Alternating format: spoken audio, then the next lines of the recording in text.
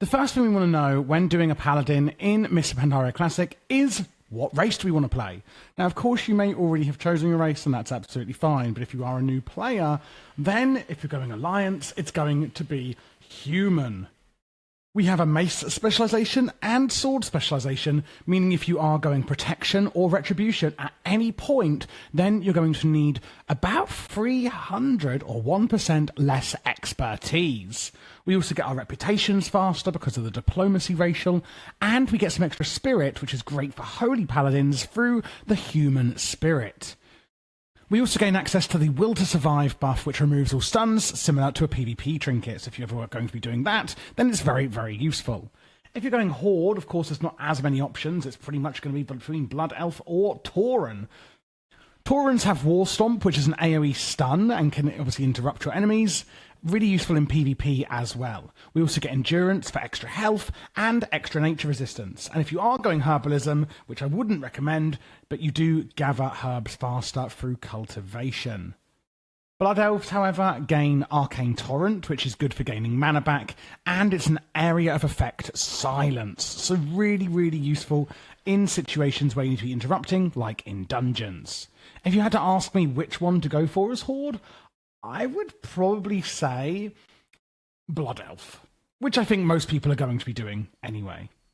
For the talents that you're going to want to take, Speed of Light is at level 15. Of course, now it is only at 15, 30, 45, 60, 75. Until you can get to level 90, you won't be able to get this one, of course. For those of you watching it early on in pre-patch, Fist of Justice I go for at level 30, which is basically a stun. Eternal Flame, so this replaces your Word of Glory. If you don't know what that means, don't worry, I'll be giving you a full explanation when we go through the rotation shortly. But basically it consumes 3 Holy Power, which is, up here, this is your main resource as a Holy Paladin, to place a protective flame on the target, which heals them and an additional amount for 30 seconds. Healing's increased per charge of Holy Power. The heal over time is increased if used on the Paladin. At level 60, it's going to be Clemency, where you can use your hand spells twice, which is honestly insanely overpowered. Again, I'll go through what those spells are shortly. And then at level 75, we're going with Holy Avenger. Abilities that generate Holy Power will actually deal a lot more damage and healing, and generate 3 charges of Holy Power for the next 18 seconds, which is massive. And then at level 90, you get Light's Hammer, where you hurl a light-infused hammer into the ground, where it will blast a 10-yard area with Arcing Light. This is going to deal holy damage to enemies and reduce their movement speed and also heal allies nearby. For the glyphs, the ones I would go with are going to be, number 1, ignore this one in here, Hand of Sacrifice. That's why it's there, because I can't put it in. Hand of Sacrifice no longer redirects damage to the Paladin. So let's talk about those hands. So we have Hand of Freedom, Hand of Protection, Hand of Sacrifice, and Hand of Salvation. Freedom means immunity to movement impairing effects. Hand of Protection literally makes the target invulnerable, meaning they cannot literally be attacked or damaged. Be careful if you put this on the tank, as they won't be able to be attacked, and the threat can then just go to somebody else. Hand of Sacrifice places a hand on a party member, transferring 30% of damage taken to the Paladin, or until the Paladin has transferred 100% of their maximum health. But when you use the glyph, it won't even transfer the damage, so the damage is just gone, which is really, really nice. And then lastly, Salvation means that it temporarily removes all of their threat. So back to the actual glyphs. The next one I'd go for is Glyph of Flash of Light. When you use your Flash of Light heal, it increases your next heal done to that target within 7 seconds by 10%. And lastly, Glyph of Divinity, increasing the cooldown on your Lay on Hands by 2 minutes, but it means that you get 10% mana back. So the actual cooldown of 2 minutes doesn't really matter because it's a 10-minute cooldown anyway. Lay on Hands heals a friendly target for an amount equal to your maximum health. And now we get 10% mana too, which is amazing. And the cooldown is now 12 minutes up from 10 minutes, which, oh wowee.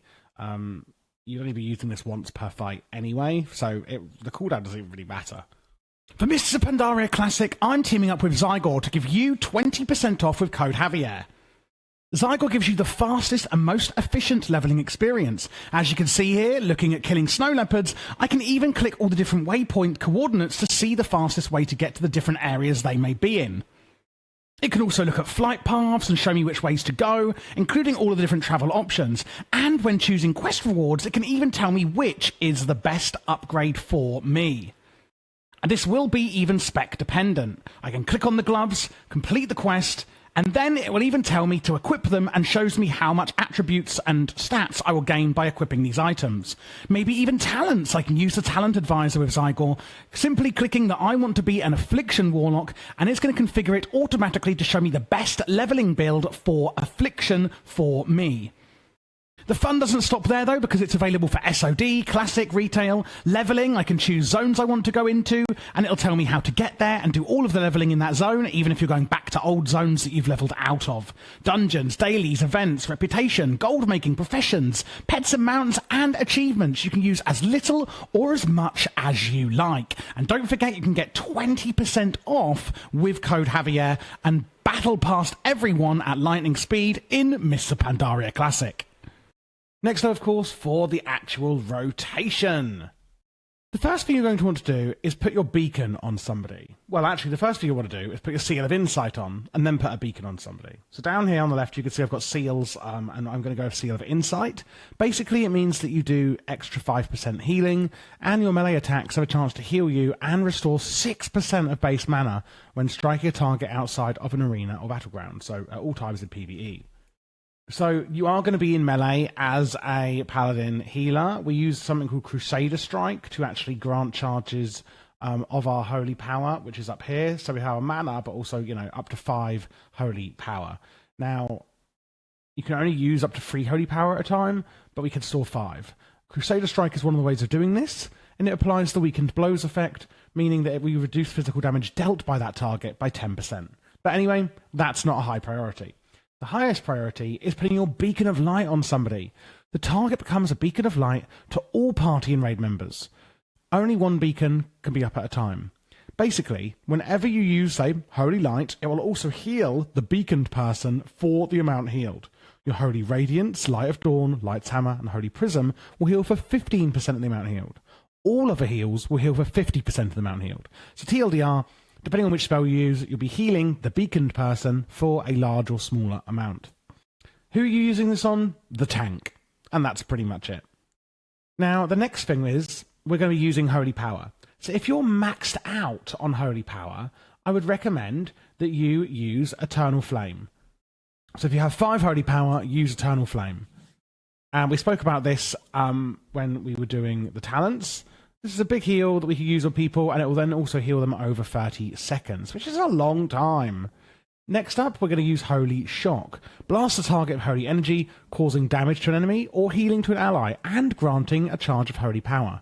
Use it on cooldown. This is your top priority way of actually generating Holy Power. Now, when I've used it, you can see that I've got this proc here. This is Infusion of Light. Reduces the cast time of your next Holy Light, Divine Light, or Holy Radiance, which are these spells here, and I'll be going over that shortly. So your Holy Shock critical effects reduce the cast time of these spells by 1.5 seconds. So that's when we can get that, basically, whenever we get a crit on our Holy Shock. And like I said, this is the top priority way of getting Holy Power, which at 5 Holy Power, you're going to spend on Eternal Flame, at least if you're doing single target. If, however, we're in a raid and people are sort of like stacked up in front of us, then we can use Light of Dawn. This consumes up to 3 Holy Power to emanate a wave of healing energy, healing up to 6 of the most injured in your party within 30 yards for X amount per charge of Holy Power. So we use Light of Dawn, and then we can, heal everyone nearby. And that's what you're using in a more like raid situation, whereas single target, it's going to be Eternal Flame for spending Holy Power. Then we have Flash of Light. This is in like kind of emergency situations where there's imminent danger of somebody dying. So like, oh my god, they're going to die. We use a Flash of Light. It's a very quick heal that does a fair amount of healing, but of course it is going to be very expensive. The value of our next heal on the target within 7 seconds will be increased by 10% as well, and that's because of the glyph that we put on. However, we have a Divine Light, which is, it's going to heal more than Flash of Light, but it takes a lot longer to actually cast, even though it costs less mana. So there's, periods of heavy damage. However, there's no like, oh my god, they're going to die. Like, if you can't get a Divine Light off in time, then you'd use a Flash of Light, basically. Then we have Holy Light, which is also quite slow and heals for less and is obviously a lot cheaper. And this is more moderate to low healing situations. Then we use Crusader Strike as our lowest priority, basically to get mana from our Seal of Insight procs, and also as a low priority way of generating holy power to spend. And that's pretty much it for the main rotation that you'll be doing as a holy paladin. Put your beacon up, put your seal on, spend your holy power of Eternal Flame and Dight of Dawn, generate holy power with Holy Shock and Crusader Strike, and then just use Flash of Light, Divine Light, or Holy Light, depending on how much healing is going to be needed. Regarding your cooldowns, you've got your Light's Hammer at least at level 90, where you do this huge hammer, and it does loads of healing and damage to nearby people. Divine Plea, causing the Paladin to regenerate mana equal to 135% of your spirit, excluding short duration spirit bonuses, so you can't trick it, basically.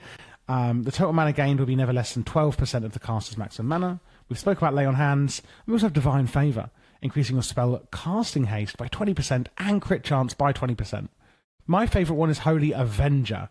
Abilities that generate holy power will deal additional damage and healing and generate free charges of holy power, meaning I can use my Eternal Flame and then just immediately use Holy Shock to then get another free holy power Eternal Flame out, use Holy Shock, I've now got free holy power. It's like you could literally go through generating holy power and spending it really, really quickly when you have your Holy Avenger. You could also pair this with Divine Favour, increasing your spell casting haste and critical strike chance, meaning that we can get loads of crit and also massive amounts of holy power spenders out really quickly in burst periods. There's also Avenging Wrath, which just completely increases all damage and healing caused by 20% for 20 seconds as well, which you can use obviously as a massive healing cooldown. Don't forget you've got things like Blessings of Kings and Blessings of Might to increase the buffs on your allies. Now, only one per paladin at a time, so do liaise with your fellow paladins in the raid if you are in a raid when watching this. Well, hopefully you've watched this before you've gone into the raid, otherwise you won't have a clue what you're doing. But you know what I mean. Cleanse instantly cleanses a friendly target, removing poison, disease, and magic effects. We have one of the best, in my opinion, for these spells. We've also got Divine Protection and Shield. Divine Protection reduces magical damage taken by 40%. Divine Shield protects you from all damage and spells, but reduces damage you deal for 50%. Well, we're not really a damage dealer that much, so that's lovely for us. We also have Guardian of Ancient Kings, which summons a Guardian of Ancient Kings to help you heal for 15 seconds. The Guardian will heal the targets of your heals for an additional 100% of the amount healed and grant you 10% haste for its duration. Another amazing cooldown. Honestly, we probably have the best cooldowns for everyone, I would say, out of all the healers. We do also have Rebuke, which interrupts spell casting and prevents any spell in that school being cast. So, although we're not a damage dealer, in dungeons and stuff, you should be helping out with interrupts wherever you can. It's just going to really help out everyone, pretty much. And then apart from that, we've just got our passives. So usually you can only store 3 holy power, but the Boundless Conviction means it's 5, even though it's basically default, so I don't know why they bother just putting this in. Daybreak. After casting Holy Radiance, your next Holy Shock will also heal other allies within 10 yards of the target for an amount equal to 75% of the original healing done, divided evenly, and this stacks up to 2 times. So Holy Radiance is this one here that we can use, where you basically imbue a friendly target with radiant energy, healing them, and all allies for 50% of that amount, and it actually grants a charge of holy power. After using it, our next Holy Shock will also heal other allies within 10 yards for an additional amount as well. Heart of the Crusader, your mounted speed is increased. Holy Insight, this is really interesting. It increases your healing by 25% and your Word of Glory, Eternal Flame, and Light of Dawn. Increase your mana pool massively, allows mana regen of spirit while in combat. Increases your chance to hit with Holy Shock, Judgment, and Denounce by 15%. So usually, as a caster, your hit chance is you need to get 15% for spells. So this completely negates that need for hit chance as a healer, which of course makes a lot of sense. You don't really want to be getting hit chance as a healer. It just feels like a waste. And Holy Insight completely gets rid of that issue, so that it never even exists. We have our Mastery, Illuminated Healing. Your healing spells also place an Absorb Shield on your target for some of the amount healed, and the more Mastery, the more obviously that will do. We have Sacred Healing. Your Cleanse also now dispels magic as well. Sanctity of Battle. Melee haste effects lower the cooldown and global cooldown on Holy Shock, etc. Supplication. When you do kill an enemy, so this is more like in dungeons or open world, your next Flash of Light will be a critical. Really nice when you're questing and leveling as well. Not that you're probably going to be doing it much in open world healing. healing the target of your beacon of light, the flash of light, or divine light has a 100% chance to generate a charge of holy power. So if I use, for example, flash of light on my beaconed person, I will generate a charge of holy power. So you can see it here. I'm going to generate my 5th charge, and boom, there it is. So another way that's kind of hidden that you can actually generate charges of holy power as well when healing the beaconed person. Next up, I want to talk to you about the stat priority. This is quite interesting for us Holy Paladins. Number one is, of course, getting eye level, higher and higher eye level, and therefore intellect and things like spirit, which are going to give you more mana regen. It says here out of combat, but that's all a big lie. A lot of your mana will actually regen in combat as well. After that, we basically want to get haste. But this is where it gets interesting, right? We only want to get it up to the nearest breakpoint. This is going to be 8.25%, and then 16.87%, and then 25.57%. After you then hit those breakpoints, you basically just want to get mastery. That's going to get you extra ticks, etc. on your Eternal Flame, meaning that it will basically heal for more. That's what it means in layman's terms at those, what they call breakpoints. Yeah, and pretty much after that, it's just going to be mastery, where your healing spells also put those bigger and bigger absorbs on people as well. And then after that, just get crit chance, but mainly you want haste and mastery. So for the gems you're going to want, we want to go with an Ember, Primal, Diamond in your meta. Red slots, it's things like Brilliant Primordial Rubies, Yellow.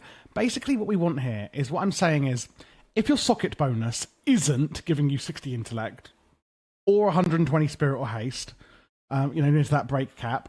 And of course, it does depend if you are near hitting the if the socket bonus will get you to the haste break cap, then obviously go for it. If not, I would just go for the other gem. But basically, if you're getting plus 60 crit, then just go for a Brilliant Primordial Ruby, because it's going to be better off for you overall than getting the socket bonus and the other crap.